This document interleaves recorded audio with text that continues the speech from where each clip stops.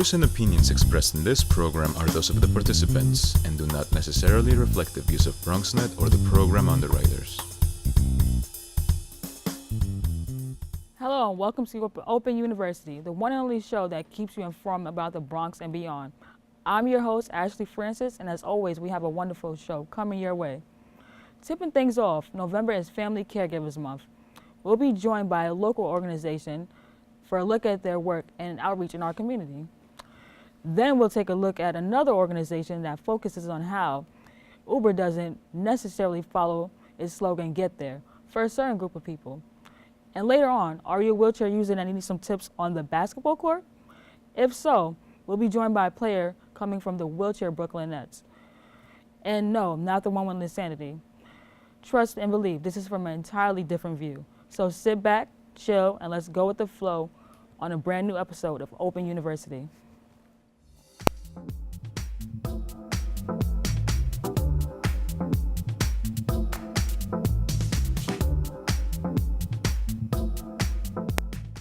Leading things off, November is Family Caregivers Month.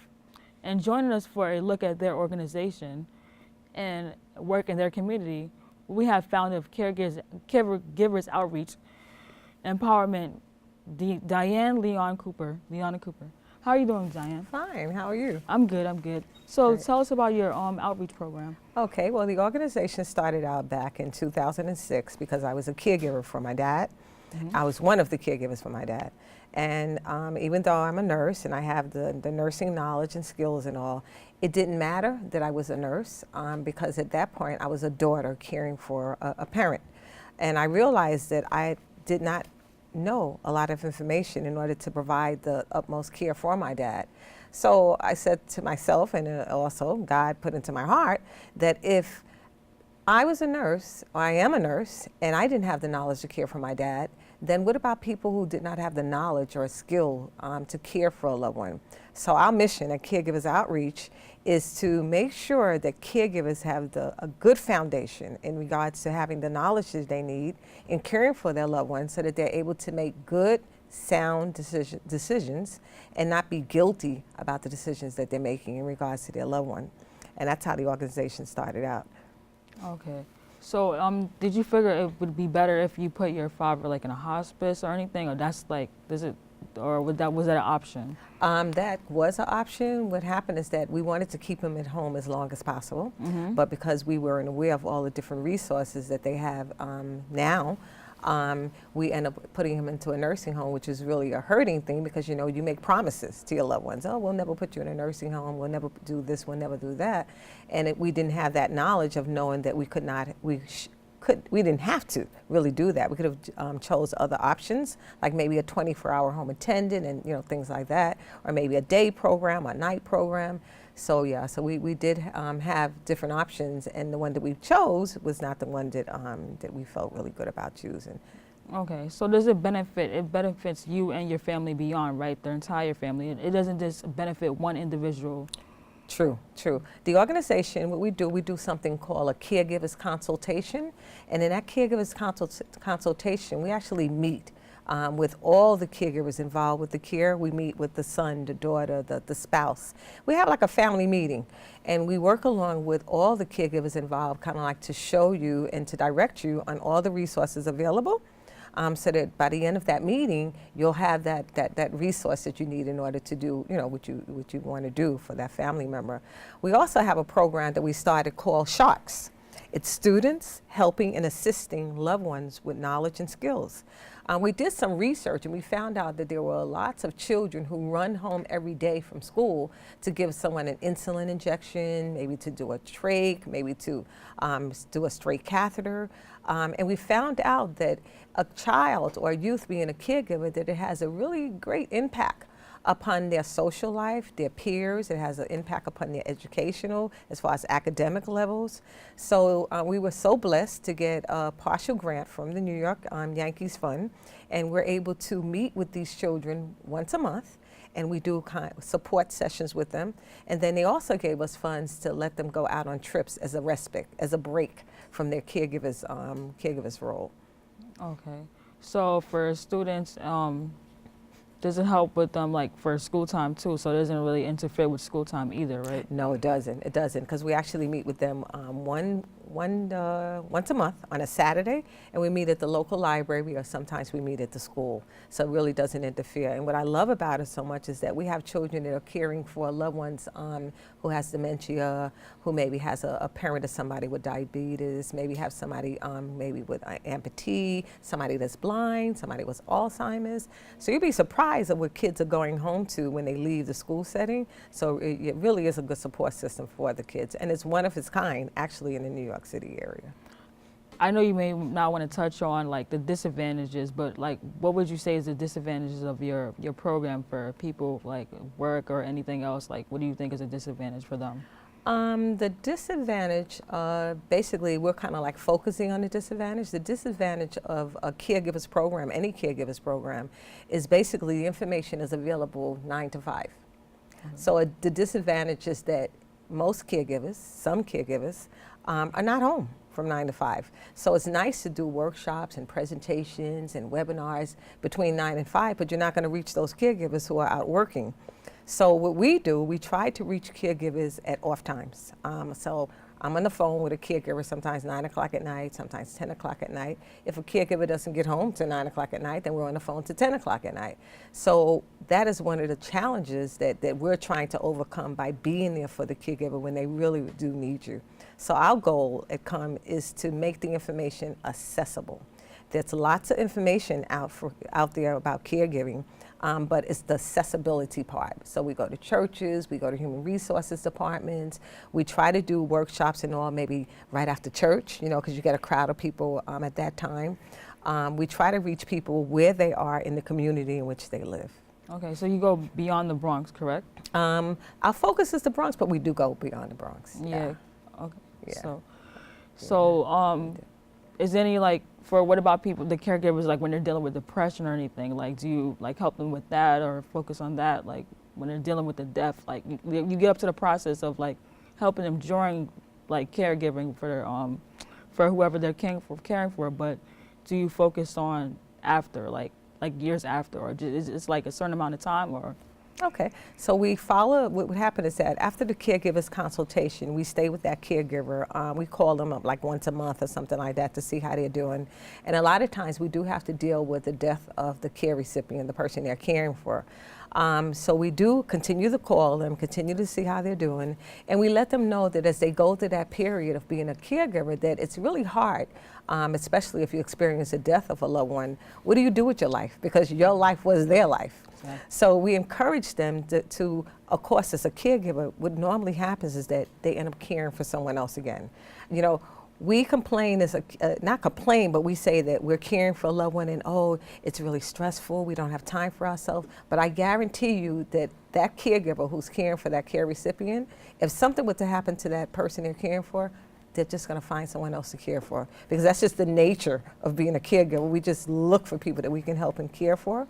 So we let them know that as they may be going through the grieving process and getting through with caring for that loved one, to maybe join a support group. There are support groups out there for, you know, after grieving or after a person passed, or join a support group and try to get active again within your social network. Because a lot of times caregivers tend to, you know, fall back from being involved with their friends and social networking. So we do encourage them that after, like maybe a death of someone of the care recipient, to get back into their social network and get back involved in the community. Okay, that's some good information to know. Yeah. Thank you. Yeah. But do you have anything else? Like, do you want to add an email or any information you would like to just know? Sure. Give quickly. Sure. Sure. You can reach us on comeoutreach.org. We're also on Facebook. We're also on Twitter. We're also on Instagram, and it's come_outreach. And you can also reach us at 718-379-3159. And we will keep you up to date on any activities that we're going to be doing or any workshops or presentations that we're going to be doing in the community. Okay, thank you for your time, Diane. I really appreciate it. Okay. They said I have troll teeth. That my voice sounded like a possessed baby doll. That no one would ever love someone as stupid as me. That I was fat, ugly, Disgusting.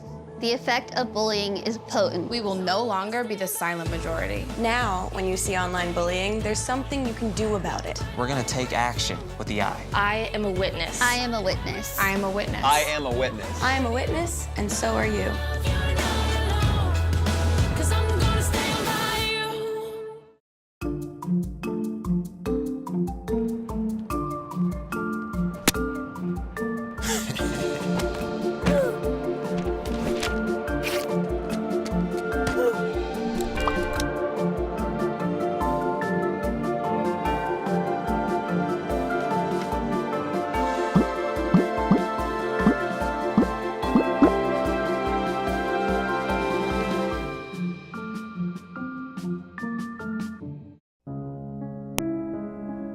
Wheelchair users can ride the ferry and taxis, buses, the subway, but not Uber.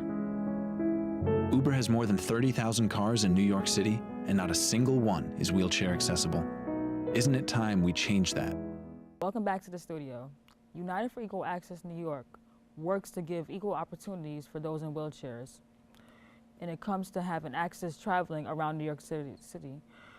Here with us, we have founder Dustin Jones to give us insight on how this organization helps the community. Welcome, Dustin. Hello, thank you for having me. So tell us about your organization. Well, like you said, the name of the organization is United for Equal Access New York, and we have been in operations for almost a year. And our main goal is to provide equal access to everyone with disabilities, whether you're in a wheelchair, whether you have vision issues. We want to make sure that everything for you in this city is equally accessible. For example, transportation. We make sure that there's adequate subway stations with elevators. We make sure that the MTA, they have the accessible buses. We make sure that they continue to do everything in their power to make sure that these buses are available day to day. And we just advocate for everyone. So do you feel like that advocating is getting anywhere for you guys? Absolutely. Myself, I've been doing this for almost 4 years. There's so much that I have done. There's so much that I've learned in advocacy. I've been using a wheelchair for about 5 years, and it's been a big learning lesson for me. Just the way I have to do things and the way I have to adapt to my new lifestyle. And that's what made me get into advocacy, and that's what also made me start United for Equal Access. When I first started using the wheelchair, I started telling myself, wow, most of my favorite places I can't get into anymore because there's a step, or there's a bunch of steps. Mm-hmm. For example, where I was living at the time, I was living on the 3rd floor and there was no elevator. So it was really hard for me to get around, and I said, something should be done. And I started to complain to different people, 311. I started complaining to different council members and saying, hey, this is what's going on and this is not, right. Why should I have to change what I'm doing, because of my new lifestyle? And, they were sympathetic, they listened. However, I don't think they were moving at a fast enough pace. So that's what made me get into advocacy. That's what makes me fight and continue to fight for what I'm doing today. Okay. So I know as an advocate, I know it can get hard at times because they're not listening to everything, because there's still many issues in the disabled community, such as broken elevators, buses not having working lifts and whatnot. So, how do you feel like that's getting around? Because people assume that everyone that's in a wheelchair takes a Access-a-Ride and that's their only way of travel, but there's other ways of traveling. People don't want their independency. So how do you focus on that instead of being thrown on with Access-a-Ride and other ambulance services? And it's funny that you mentioned that, because that's a stigma that a lot of people have with people with disabilities. They feel that, okay, you have Access-a-Ride, you have ambulance that will pick you up, but it's not on the go. Access-a-Ride, as you may know, you have to call 24 to 48 hours in advance to make a trip. And ambulance, I think in some cases you have to call as much as 4 to 7 days in advance to make your trip. That's not proactive. Proactive is, getting up and saying, hey, I want to go out today and hang out with some friends.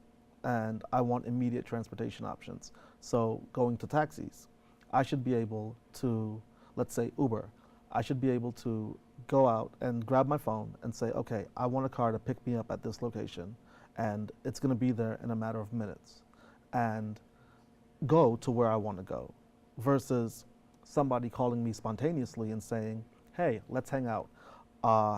You know what, I didn't call Accessoride, let's try again tomorrow, or let's try again the day after. So it's like, it's a constant annoyance. So why should we be forced to live our lives as New Yorkers, disabled New Yorkers, but differently compared to what the city has to offer for everybody else?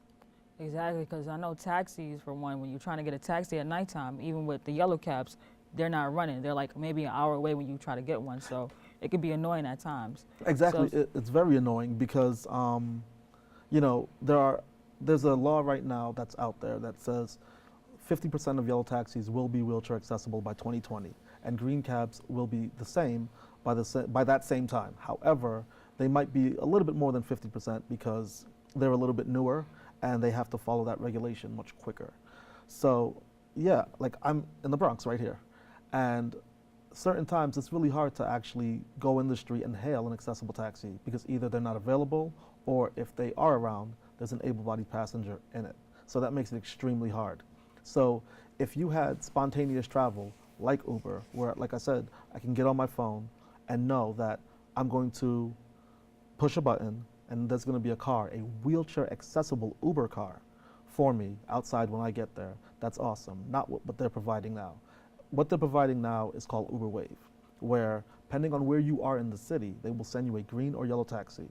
That taxi will come to you and then pick you up, but that's not an Uber. So if I'm going on a date and I say, all right, I don't want to take a cab, not that there's anything wrong with taking a cab, but I want to do something nice. So I want to take a nice black car. I can't have that same luxury like the average able-bodied New Yorker can, and that's not right.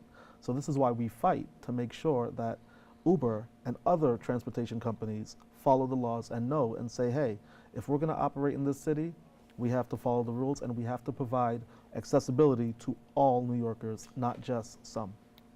It's downright discriminating.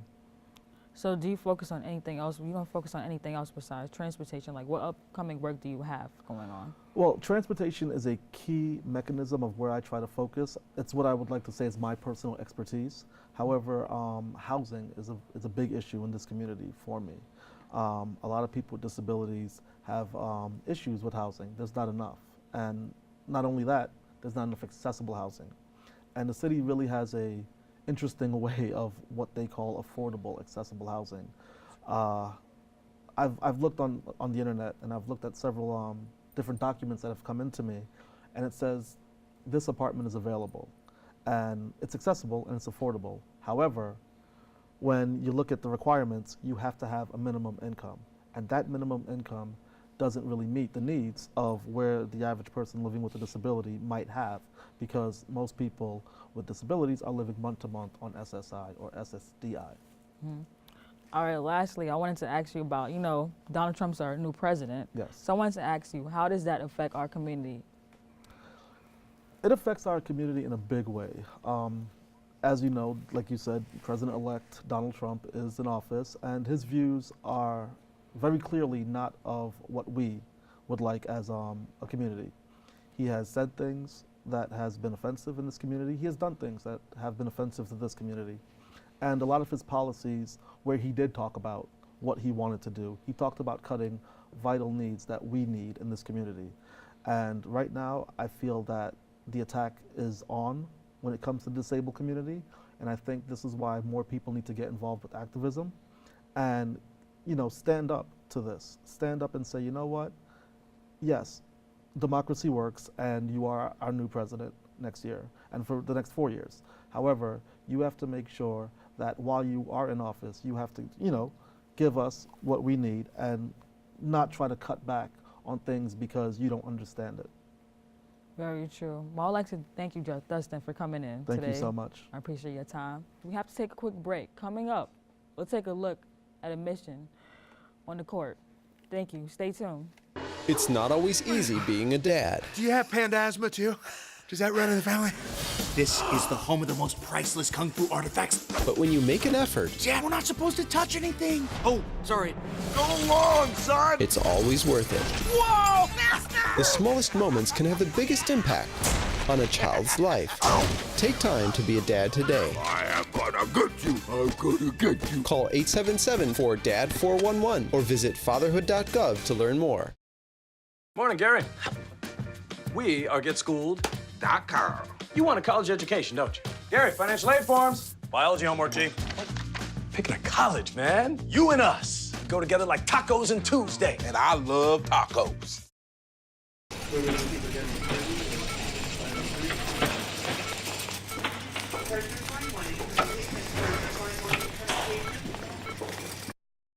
Hello and welcome back. Up until April 25th of 2017, the Alcorta Recreation Center in Flushing Meadows, Queens, will be featuring the wheelchair BronxNet for open practice. Here with us today we have Tyrell Eddy, who creates tutorials online to give other wheelchair users demonstrations of how to play on the court. Welcome, Tyrell. How you doing? I'm good. So basically, tell us how you got involved with the BronxNet Wheelchair Basketball Association. I got involved while I started basketball at the age of 18. I actually didn't start with the BronxNet. I was living at the time in Virginia and playing with a junior team because there's different divisions.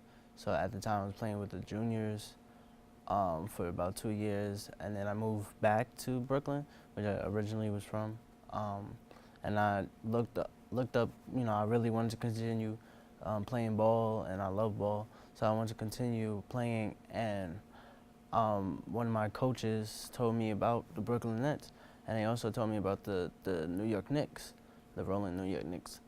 So I went to their practice, and I liked what I saw, and I just talked to their coach, and he liked me, and I tried out, and I made the team.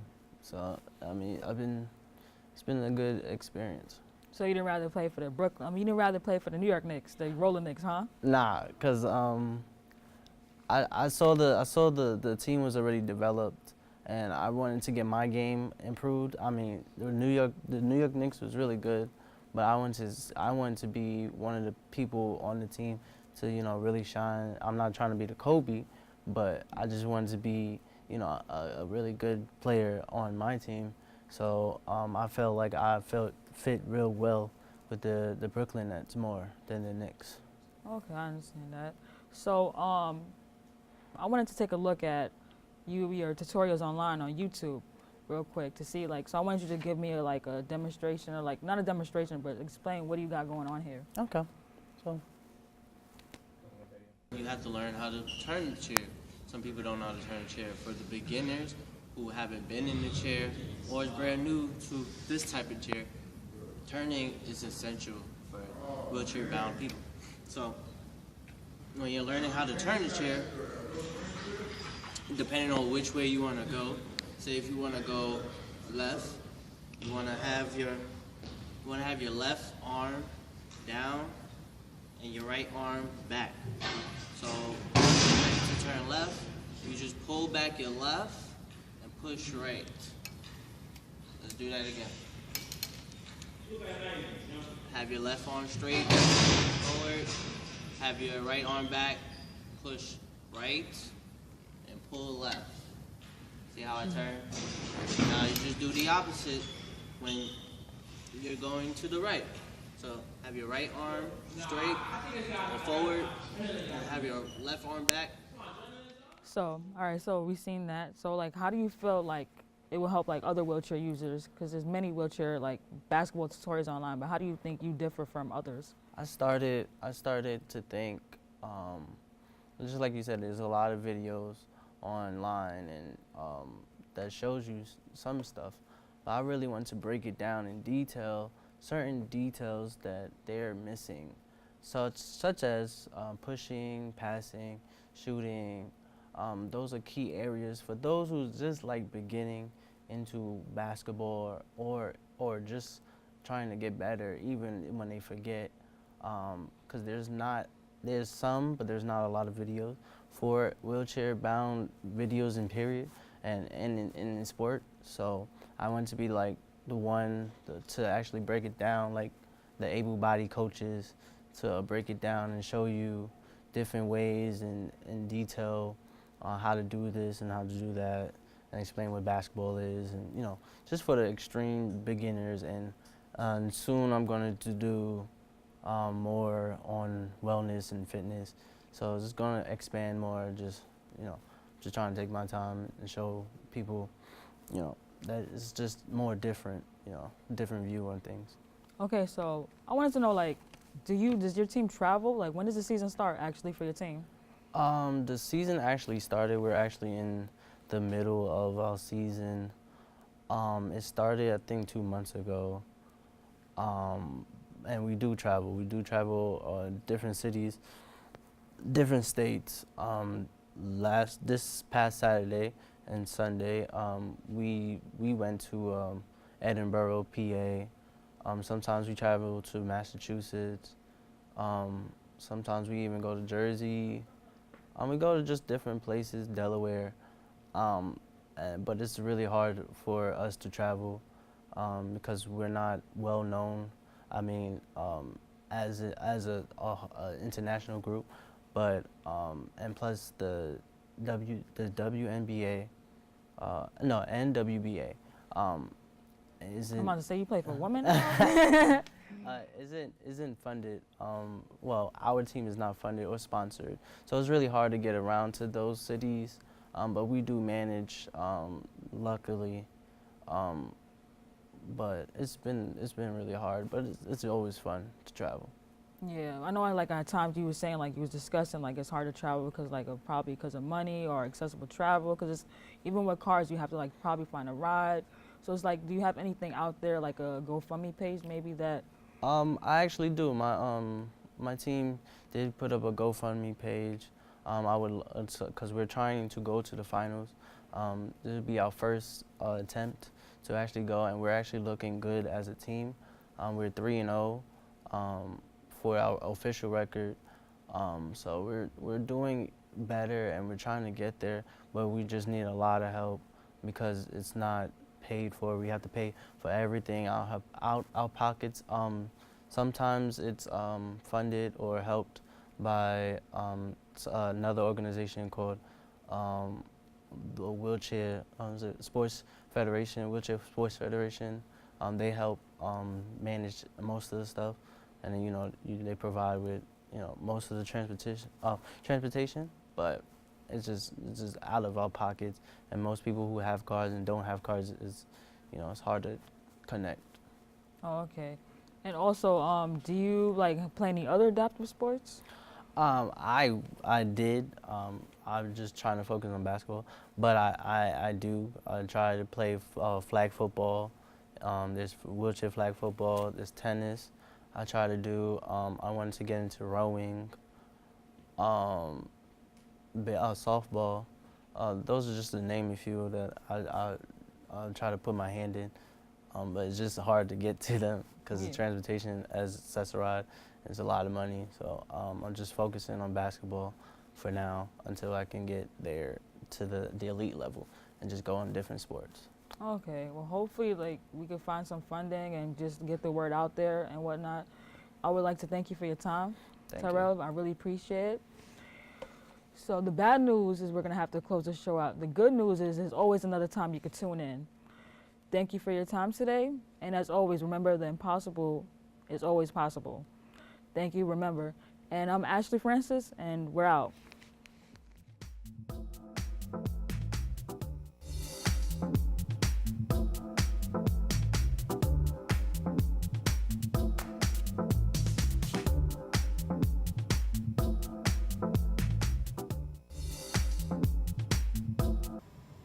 Wow, these are really good.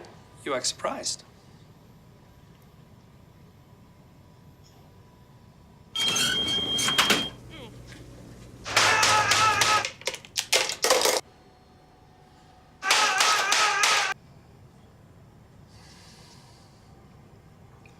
Practice makes perfect. You don't have to be perfect to be a perfect parent. There are thousands of teens in foster care who don't need perfection. They need you.